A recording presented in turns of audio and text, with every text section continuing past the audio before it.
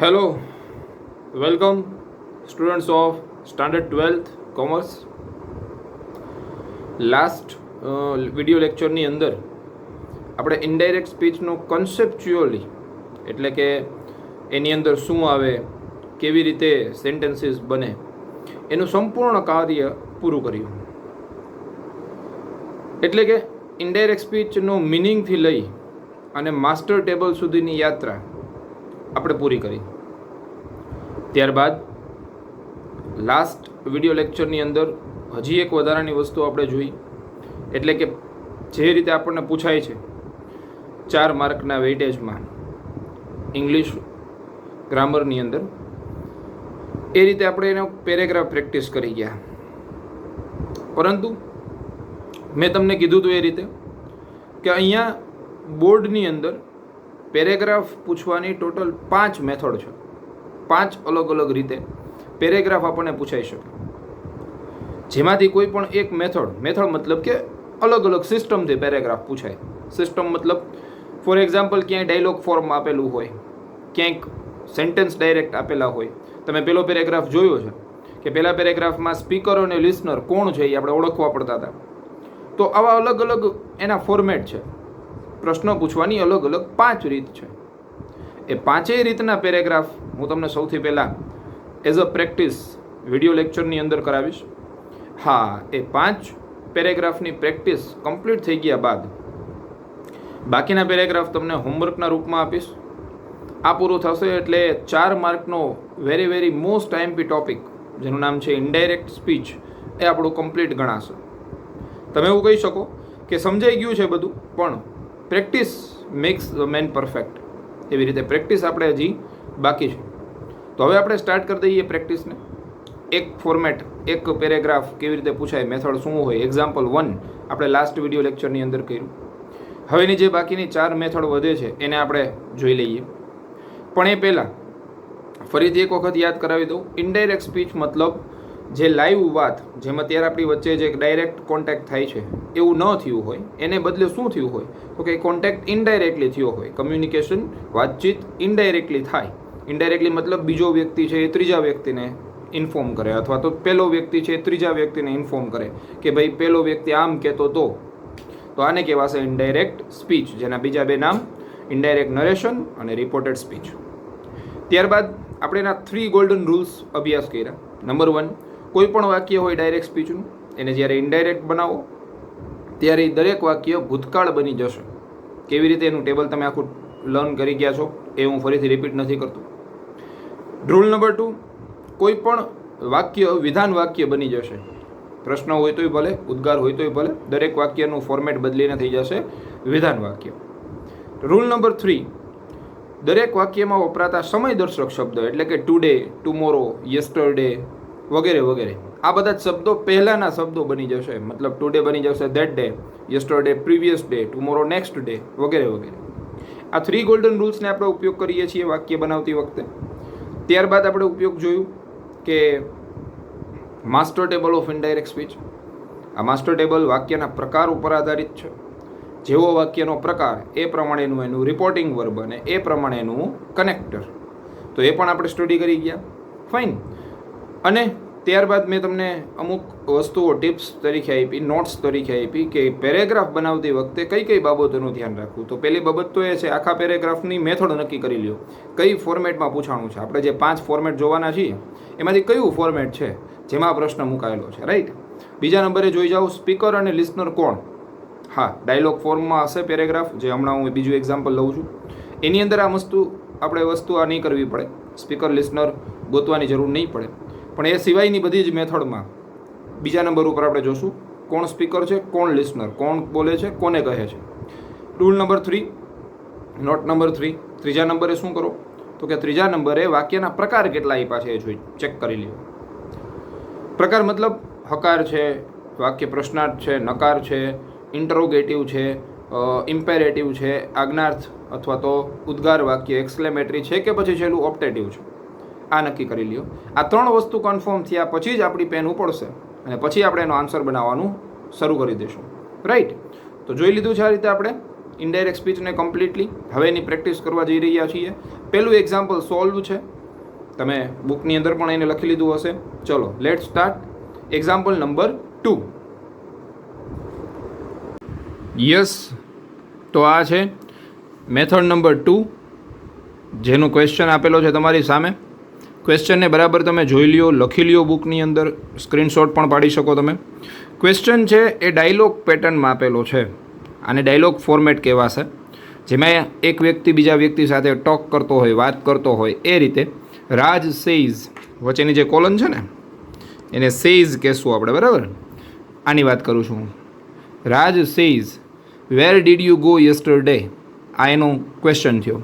સામે રીનાનો ડાયલોગ છે, રીના એનો આન્સર આપે છે. Reena says I was going to the book stall, બરાબર.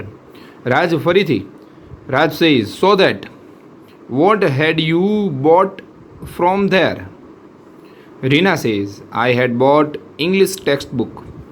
રાજ says how much have you paid for it. કેટલા રૂપિયા ચૂકવા તેના માટે. Reena says only 27. હવે જો અધૂરો આન્સર કહેવાય, બરાબર. ઓનલી 27 એટલે શું? તો કે ભાઈ એ પ્રાઇસ થઈ. કોની પ્રાઇસ થઈ? પેલી બુકની પ્રાઇસ થઈ. ક્યાંથી ખબર પડી? ઉપરના ક્વેશ્ચનમાંથી ખબર પડે. How much have you paid for it. તો આખો આન્સર આમ બની. રીનાએ આવું કહેવું જોઈએ, I have paid only 27 rupees for the book અથવા ફોર ઇટ. પણ એની બદલે આપણને અધૂરો આન્સર આપ્યો છે. કંઈ વાંધો નહીં. ઇનડાયરેક્ટનો એક નિયમ છે, અહીંયા યાદ રાખી લેજો, નોટ પણ કરી લેજો વિડીયો જોતાની સાથે, કે કોઈ પણ આન્સર ઇનકમ્પ્લીટ આપેલો હોય, આન્સર ઇનકમ્પ્લીટ આપેલો હોય તો એને ઇનડાયરેક્ટ સ્પીચ બનાવતી વખતે આપણે પૂરો કરીશું, right. Complete any indirect sentence if it is incomplete. જો એ અધૂરું હોય તો એને પૂરું કરવું એ ફરજિયાત છે. ફાઇન. તો હવે આનો આન્સર જોઈ લઈએ કેવી રીતે બને છે. પણ યાદ રાખજો, આ છે મેથડ નંબર 2, પેરેગ્રાફ પૂછવાની બીજી રીત, જેને કહેવાશે ડાયલોગ ફોર્મ, રાઈટ. ક્વેશ્ચન તમે આ જ રીતે લખજો. ઓકે, એનો આન્સર છે અહીંયા તમારી સામે. પહેલું, હવે આમાં જોજો, પહેલાં મેં આખો પેરેગ્રાફ રીડ કર્યો ત્યારે તમને વાક્યના પ્રકાર ખબર પડી ગયો છે, રાઈટ. મેથડ નંબર 2 છે તો મેં જ કહી દીધું. સ્પીકર લિસ્નર અહીંયા તમારી સામે અહીંયા જ આપેલા છે આપણને, એટલે એ ગોતવાની જરૂર નથી. નંબર 3 કામ જે બાકી હતું. વાક્યના પ્રકાર, તો પહેલું છે પ્રશ્નાર્થ વાક્ય છે, બીજું વિધાન વાક્ય, કેમ કે જવાબ આપે છે. ત્રીજું પ્રશ્નાર્થ વાક્ય, આમાં પ્રશ્નાર્થ ચિહ્ન આપેલું જ છે. પછી પાછું વિધાન, ફરીથી પ્રશ્ન અને ફરીથી એનો જવાબ એટલે વિધાન. તો ફાઇન, બે જ પ્રકાર આપણને અહીંયા આપેલા છે, એટલે કે પ્રશ્ન અને વિધાન, બે જ પ્રકાર છે, બરાબર. જોતા જઈએ, સોલ્વ કરીએ કેવી રીતે થશે. પહેલું, એક એક વાક્ય તમારે જોતું જવાનું છે, જેમ આપણી મેથડ છે એ રીતે. રાજ સ્પીકર છે પહેલામાં, તો રાજ બોલે છે. રાજ આસ્કડ. કેમ આસ્કડ આવ્યું? હવે એના માટે આપણું જે માસ્ટર ટેબલ છે એને વખતો વખત તમે સ્ટડી કરતા રહેજો તો ખબર પડી જશે. પ્રશ્ન છે એટલે આસ્ક, પૂછવું. રાજ આસ્કડ રીના. હવે જોજો અહીંયા ક્યાંથી પ્રશ્ન શરૂ થાય છે? વેર. WH વર્ડ હોય તો WH વર્ડ, ન હોય તો ઇફ. રાજ આસ્કડ રીના વેર.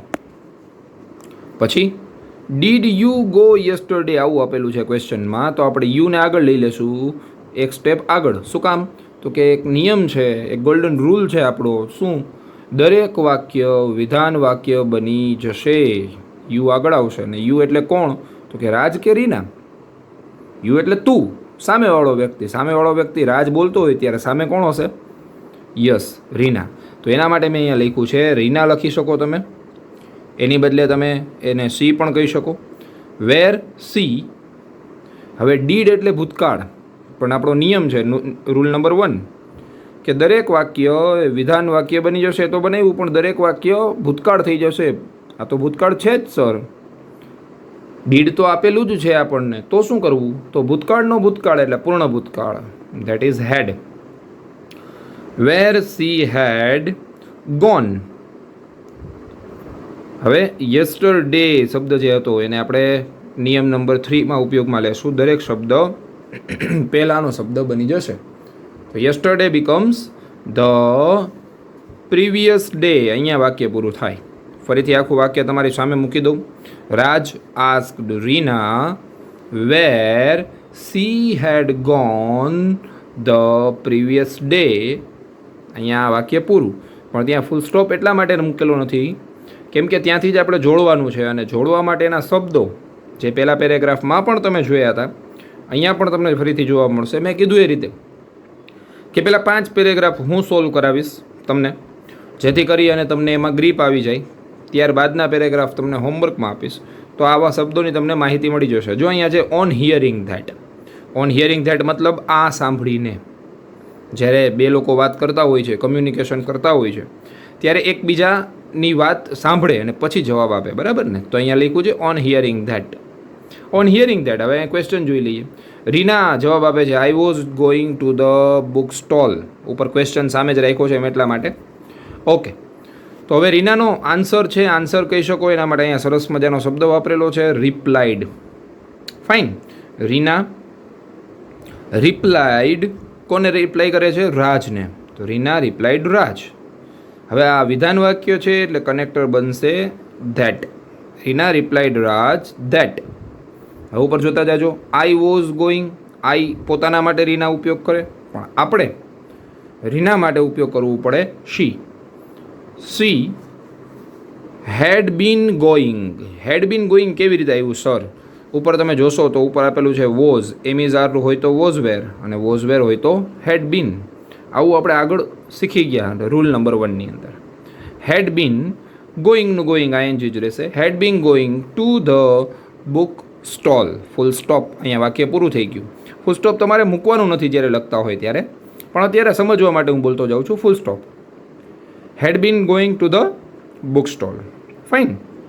તો પહેલું બીજું વાક્ય પણ અહીંયા પૂરું થયું. હવે ત્રીજું વાક્ય શરૂ કરી એની પહેલાં અહીંયા જોજો કનેક્ટર તરીકે વાક્યને જોડવા માટે મૂક્યું છે સો. SO. તેથી આવા શોર્ટ કન્જક્શન પણ તમે ઉપયોગ કરી શકો. ત્રીજું વાક્ય અહીંયા લખ્યું જ છે, એમાં સો આપેલું હતું એટલે એનો ઉપયોગ કરી લીધો. હવે આ જે ધેટ છે એ નીકળી જશે, એનું કાંઈ આપણે જરૂર નથી. તો અહીંથી શરૂ થશે vote had you bought from there. પ્રશ્નાર્થ ચિહ્ન. કોણ પૂછે છે? આ નેચરલ છે. હવે ખબર પડી જવી જોઈએ કે રીના ન પૂછતી હોય, રાજ પૂછે છે. ઓકે, તો અહીંથી આપણે સ્ટાર્ટ કરીએ. રાજ ક્વેશ્ચન્ડ. તમને એવું થશે કે સર ક્વેશ્ચનની જગ્યાએ આસ્કડ જ લખી તો ચાલે? 100% ચાલે. Not an issue. પણ એક વખત આપણે ઉપર આસ્કડ એવું ક્યાંય લખી નાખ્યું છે, જોજો અહીંયા ફર્સ્ટ સેન્ટેન્સમાં, રાઈટ? તો ફરીથી જ વ્યક્તિ પ્રશ્ન કરતો હોય અને જો આપણને ખબર પડતી હોય તો આસ્કડને બદલે તમે નવા નવા શબ્દોનો ઉપયોગ કરી શકો. જેમ કે અહીંયા નવો શબ્દ છે ક્વેશ્ચન, પણ યાદ રાખજો એનો અર્થ એવો જ થવો જોઈએ પ્રશ્ન, રાઈટ? તો આ પ્રશ્ન જ થશે. રાજ ક્વેશ્ચન રીના. હવે કન્જક્શન શું ઉપયોગ કરીશું, કનેક્ટર શું ઉપયોગ કરીશું એ તમારે અહીંથી ચેક કરવાનું. વોટથી પ્રશ્ન શરૂ થાય છે તો કનેક્ટર તરીકે પણ અહીંયા જોજો. યસ, અહીંયા વોટ. વોટ આપેલું છે, રાઈટ? વોટ ઉપર છે question. Had you bought from there. What she had bought. દરેક વાક્ય કેવું બની જાય? યસ, વિધાન વાક્ય બની જાય. What she had bought from there. ધેરનું ધેર જ રહેશે, એનું કાંઈ બદલશે નહીં, રાઈટ? તો ફૂલ સ્ટોપ. અહીંયા પણ આ વાક્ય પૂરું થયું. પ્રશ્ન પૂછી લીધો રાજે ફરીથી કે ત્યાંથી તે શું ખરીદ્યું. હવે રીના ઓફકોર્સ એનો જવાબ આપે છે. જવાબ આવી રીતે આપે છે કે I had bought English text book. એ જ અહીં આપણે લખશું, પણ જોજો જોડવા માટે અહીંયા મેં જસ્ટ મૂકેલું છે એન્ડ. AND simply. તમે આવું પણ લખી શકો, રાઈટ? જોજો આ એક વસ્તુ ખાસ છોકરાઓ ધ્યાનમાં રહે. અહીંયા સો જ લખવું, અહીંયા એન્ડ જ લખવું એવું ફરજિયાત નથી. આ હું એક્ઝામ્પલ તરીકે લખું છું, તમે આને બદલાવી પણ શકો. પણ એટલા માટે હું ક્રમમાં તમને કહેતો જાઉં છું કે તમને એક વખત માઇન્ડમાં સેટ થઈ જાય કે યસ, બે વાક્યને જોડવા હોય ત્યારે આપણે કંઈક તો મૂકવું પડે. ફાઇન. તો અહીંયા મૂકે છે એન્ડ. એન્ડ કોણ આન્સર આપે છે? રીના. તો રીનાથી શરૂ થશે. રીના અને શું આપે છે? આન્સર. તો અહીંયા એકવાર રિપ્લાય લખી લીધું છે ઉપર, તો અહીંયા લખ્યું છે આન્સર્ડ. ED લગાડવું ફરજિયાત છે બધામાં. કેમ? Rule number 1. દરેક વાક્ય ભૂતકાળ બની જશે. Reena answered Raj that. હવે ધેટ એટલા માટે કનેક્ટર વિધાન વાક્ય છે, બરાબર? વિધાન વાક્ય આવું હતું આઈ હેડ બોટ. આઈ એટલે રીના, તો રીના માટે આપણે લખશું શી.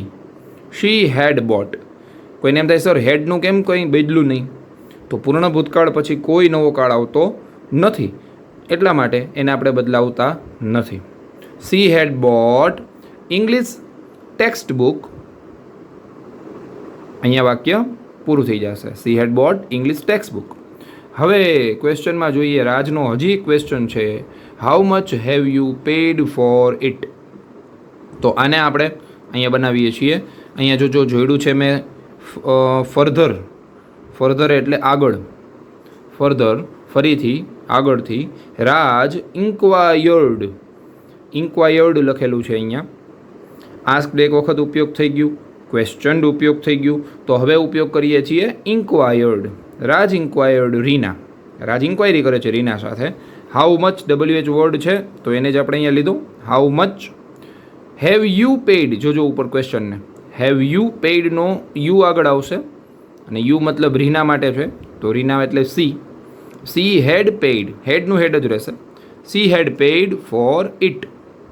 અહીંયા આ વાક્ય પણ પૂરું થઈ ગયું. હવે લાસ્ટ વાક્ય હોય ત્યારે મેં તમને શીખડાવ્યું છે, કાં તો એટ લાસ્ટ અને કાં તો પછી લાસ્ટલી. બહુ શોર્ટ આન્સર છે રીનાનો. અહીંયા જો ઉપર ક્વેશ્ચનમાં દેખાય છે ઓનલી 27, આ રૂપીઝના અર્થમાં છે. અહીંયા આપણે એને આખો મોટો આન્સર બનાવીને લખશું, કમ્પ્લીટ પૂરો કરશું એને. Reena told Raj that. રીના રાજને કહે છે કે, Reena told Raj that she had paid 27 rupees for text book. અહીંયા વાક્ય પૂરું થશે, અથવા તમે લખી શકો ઇટ. હવે હેડ પેઇડ કેવી રીતે આવે, તો ઉપરના વાક્યમાં આપણે ક્વેશ્ચનમાં છે જ સી હેડ પેઇડ, ત્યાંથી જ આ વસ્તુ કોપી કરી છે. સી હેડ પેઇડ પછી અધૂરો આન્સર હતો એમાં મૂકી દીધો 27 રૂપીઝ. ઓકે, ફોર ઇટ અથવા તો ફોર ટેક્સ્ટ બુક. અહીંયા આપણો સંપૂર્ણ આન્સર પૂરો થાય અને આન્સર નંબર 2 પણ અહીંયા કમ્પ્લીટ થાય. રાઈટ. તો જોયું તમે મેથડ નંબર 2 ને, કે જેમાં હતું ડાયલોગ ફોર્મ. હવે ત્યાંથી આગળ વધીએ છીએ અને આજે આ વિડીયોની અંદર હજી એક મેથડનો હું સમાવેશ કરી લઉં છું, જેનું નામ છે method number 3. So here we go.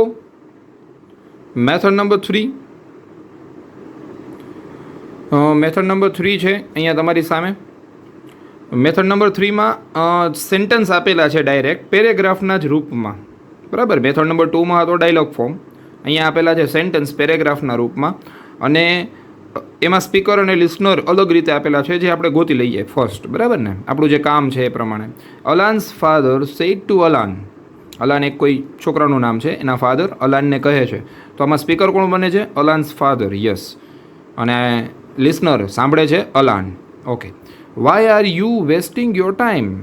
પ્રશ્નાર્થ વાક્ય. હવે ભેગું જો ખબર પડી જતી હોય તો વાક્યના પ્રકારે તમે એમાંથી ગોતતા રહેજો. અલાન રિપ્લાઇડ. અલાન જવાબ આપે છે, તો ઓફકોર્સ કોને આપતો હોય? અલાન્સ ફાધરને. બરાબર, એટલે કે હિમ એવું અહીંયા કહી શકો. આઈ ડોન્ટ થિંક દેટ. ફાધર. હું એવું વિચારતો નથી. Father.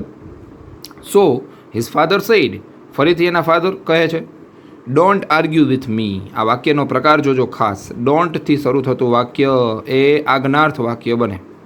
Don't argue with me. Finally. છેલ્લે અહીં આપેલું છે આપણને કંજક્શન, આનો જ ઉપયોગ કરી લેવાય છેલ્લે. ફાઇનલી. અલાન સેડ. અલાન કહે છે ઓકે પાપા. બરાબર. તો આ ટૂંકો આન્સર થયો. આને પણ આપણે વ્યવસ્થિત લખીશું. જોઈએ એના આન્સરને કેવી રીતે બને છે. શરૂઆત અલાન્સ ફાધરથી છે, તો અલાન્સ ફાધર. અને વાક્ય કેવું છે? Why are you wasting your time? પ્રશ્ન વાક્ય. તો પૂછવું હોય એટલે asked. Alan's father asked Alan. એક શબ્દ ધ્યાનથી સમજતા જાજો. રાઈટ. અચ્છા, WH છે એટલે WH ને જ કનેક્ટર બનાવશું આપણે માસ્ટર ટેબલ પ્રમાણે. Why are you wasting? તો આમાં યુ છે એ એક સ્ટેપ આગળ લઈ આવીએ, અને યુ એટલે કોણ? તો કે અલાન્સ ફાધર નહીં પણ અલાન. તો અલાન માટે અલાન નામ પણ લખી શકો અથવા લખી શકો હી. વાય હી એમિઝારનું વોઝવેરમાંથી વોઝ, વેસ્ટિંગનું વેસ્ટિંગ, યોરનું હીઝ તેનું. બરાબર ને. ટાઈમ એટલે time. Full stop. Why he was wasting his time. અહીંયા વાક્ય પૂરું થાય છે. Full stop. હવે બાય આન્સરિંગ. બાય આન્સરિંગ જો અહીંયા તમને નવું જોવા મળશે કંજક્શન. બરાબર, જે બે વાક્યને જોડે છે. બાય આન્સરિંગ, એને આન્સર આપતા. અલાન રિપ્લાઇડ. જો એકવાર આન્સરિંગ લખ્યું તો પછી અહીંયા રિપ્લાઇડ શબ્દ. આ બધી શબ્દોની રમત છે દોસ્તો, અને આના જ માર્ક હોય છે બોર્ડની અંદર. રાઈટ. અલાન રિપ્લાઇડ વિથ લવ. હવે કોઈને એવું થાય કે સર આ શબ્દ કેમ આવ્યો વચ્ચે વિથ લવ? અત્યાર સુધી તો આપણે લખ્યું નથી. અત્યાર સુધી એવા માનવાચક શબ્દો પણ નહોતા, જેમ કે father, mother, brother, sister, grandmother, grandfather વગેરે વગેરે શબ્દો પણ આપણી પાસે હતા નહીં. અત્યારે અહીંયા શબ્દ મૂકેલો છે, જોજો. I don't think that father. તો ફાધર માટે આપણે લખ્યું છે with love. Alan replied with love to him અથવા ટુ હિઝ ફાધર. શું રિપ્લાય કરે છે? આઈ એટલે કોણ? અલાન. જો એમ નામ લખ્યું છે અલાન.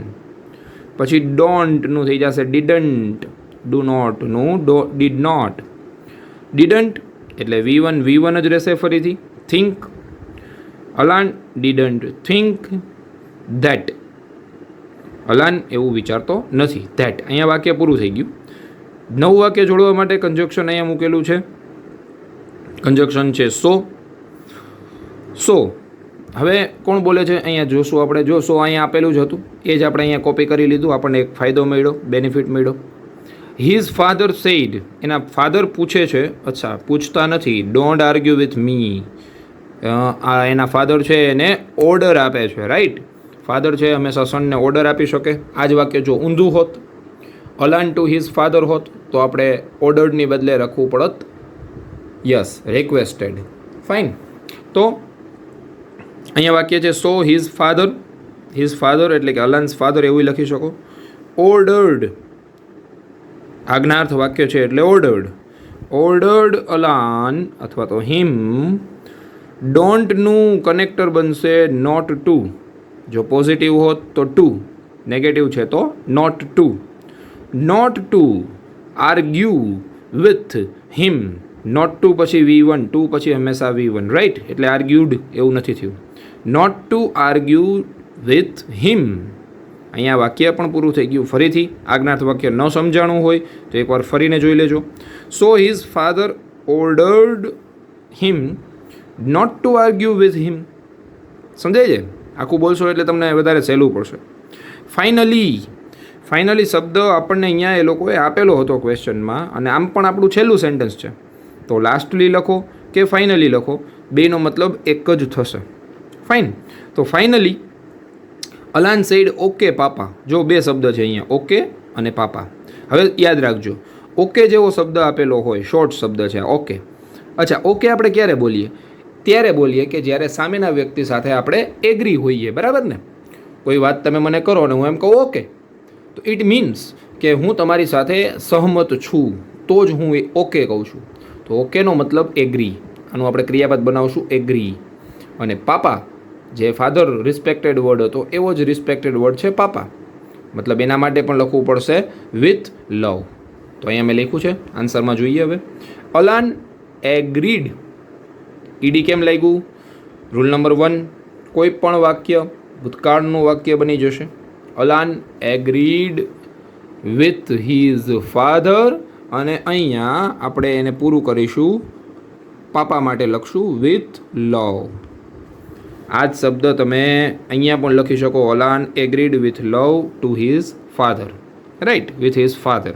અથવા લાસ્ટમાં લખો તો પણ ચાલે. તો આ થઈ ગયું મેથડ નંબર 2, જેનું નામ હતું પેરેગ્રાફ મેથડ. તો આજના વિડીયોની અંદર આપણે 2 મેથડને અભ્યાસ કરી. મેથડ નંબર 2 જેને ડાયલોગ ફોર્મ કીધું, મેથડ નંબર 3 જેને પેરેગ્રાફ ફોર્મેટ કીધું. આવા 2ને તમે લખી લેજો તમારી બુકની અંદર, અને વખતો વખત એને જોતા રહેજો. ટૂંક સમયમાં હોમવર્કના રૂપમાં તમને પ્રેક્ટિસ પણ મળી જશે. Fine. Till then stay at home, stay safe, and have a nice day. Good bye.